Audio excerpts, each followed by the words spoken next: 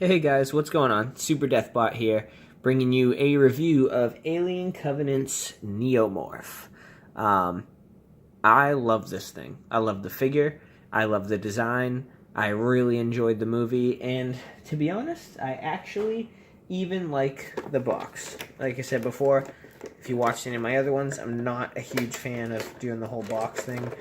We all see the boxes and stuff like that. However, the designs on these boxes are really, really cool, and I actually think they're kind of worth showing the art because whoever did it did a really good job, and even the figure photography on it I think is really, really neat. So there you go. There's the box. Joy. Alright, now for what's in the box. What's in the box?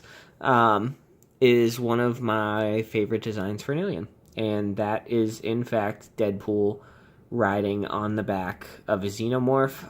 I'm going to pretend that that is the xenomorph that busted out of Deadpool, and instead of killing it, they became best friends, kind of like stepbrothers. It was a little rocky at first, the first times he killed Deadpool, but they got over it. If you have no idea what I'm talking about, watch my review on the Creature Pack, and that will give you some backstory into this magical relationship that has formed. So ridiculous. Let's get into it.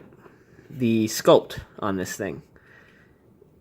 NECA always kills it with sculpts, I think, especially on stuff like this. And some of my buddies and stuff ask me, it's like, well, why do you buy 73 million aliens and things like that? And it's like, well, they have like 73 million sculpts, and I want them all. And then even if it is the same sculpt, if it's a different repaint or from a different movie or a concept, I want it because I'm a collector and I'm crazy and I like to spend money on things that I like. So that's why, people. So as you can see, all the detail on this thing, head to toe, is sculpted really well. Bendy tail. Oh, that's for articulation. Damn it, Cody. Alright, everything. Really, really awesome. Paint app's really cool. I don't know if you can tell in the lighting so much. I guess you can kind of see it. There's a pink hue kind of all over the body in certain spots, just really, really light, which I like that they kept it light because I thought part of the creepiness of this figure was how stark white it was against the contrast of a really dark background in that movie. I thought it was really cool. Really, really creepy and really vicious. If you haven't seen the movie yet, I suggest you do. Some people said they didn't like it, but, you know, can't please everyone. I thought it was very enjoyable, and I like that they're giving us finally the backstory to, like, how this all happened. As far as articulation, we have shoulder joints. They go pretty much horizontal with, like, the sternum, collarbones. Can't really go higher, but I'm okay with that. You have elbow joint here. He's waving. Hi, guys. Thanks for watching my review. He's got wrist. I don't know what's wrong with me tonight. He's got wrist movement. I do kind of wish they would articulate some of these fingers and things like that, but, you know, quality you get for price point, really can't complain. You know, obviously same thing on both sides. His head, it does kind of move back and forth, but not as much on this head sculpt, left to right. This really, I think, is meant for that scene with David. I won't say anymore. And then his hips, you get a little movement out of them. I do kind of wish he was a little bit more articulated because in the movie, they move, like, really fast. He can move forward, you know, a little dance. He's got double jointed knees, and I like that they sculpted the kneecap so that when it bends, you really don't see, like, too much of a joint. Obviously, we're going to see some because it is, in fact, an action figure. He does have ankle pivot, so, you know, enjoy that while you can. He has toe articulation, so I always like that. He also has slight, like, ab crunch, ab movement.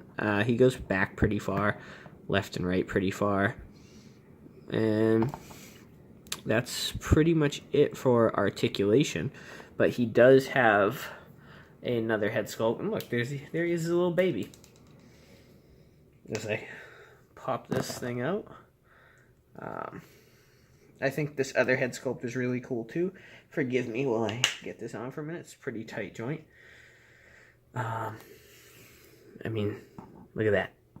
Thing's awesome for crouching position. It's definitely not something you want to screw with, you know? I mean, this thing reminds me of, like, a mobile chest burster with that mouth and stuff like that. I mean, they are so fast in the movie. It's, like, ridiculous.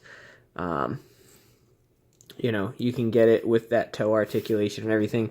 And I like that they gave this separate head sculpt. You can really get it into that crawling pose. I might have to score a few more of these if I can get them for a decent price. A lot of the stores around my house, they don't really sell, like, not many of them sell aliens, like Toys R Us does, but they don't get them often. And if you go to, like, in my area, Newbury Comics, these figures are like $30, $35 when they're like $20. So I got this one off NECA's website to become a member of that whole NECA Club thing, because I was really pissed I missed out on those TMNT, like, mutant aliens from the show that they did as xenomorphs, and, like, that was really cool. But he does come with one thing, which is, I'm just going to lay him down. He's dead now. He comes with this little baby, and surprisingly enough, he actually has leg articulation. That's more articulation than some Marvel Legends I've seen. I'm just kidding. I like Marvel Legends. He does not have arm articulation, but the fact that they even made his legs bend is kind of cool. He does have a bendy tail, but it doesn't have a wire in it.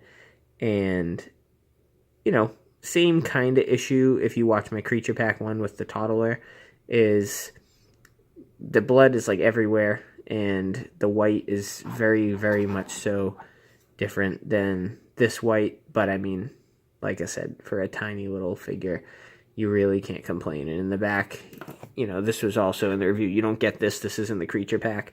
But, I mean, the fact that they're giving us the evolutionary forms is, in my opinion, really, really awesome. So, little baby, angry Neomorph. So, that is my review on the Neomorph, and a slight, tiny little positive review on Alien Covenant.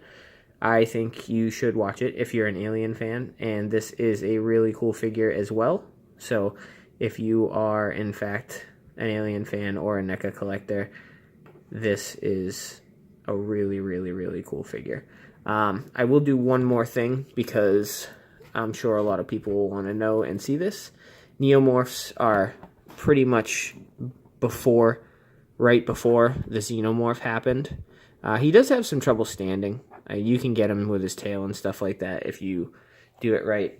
But he actually is a considerable amount shorter than his Alien Covenant counterpart that I will be reviewing next, because I think he is also badass. I mean, this thing is so tall, he don't even fit in the screen. Like, Neomorph is elbow height. I guess I can move Deadpool and his best Xenomorph friend for the sake of scale.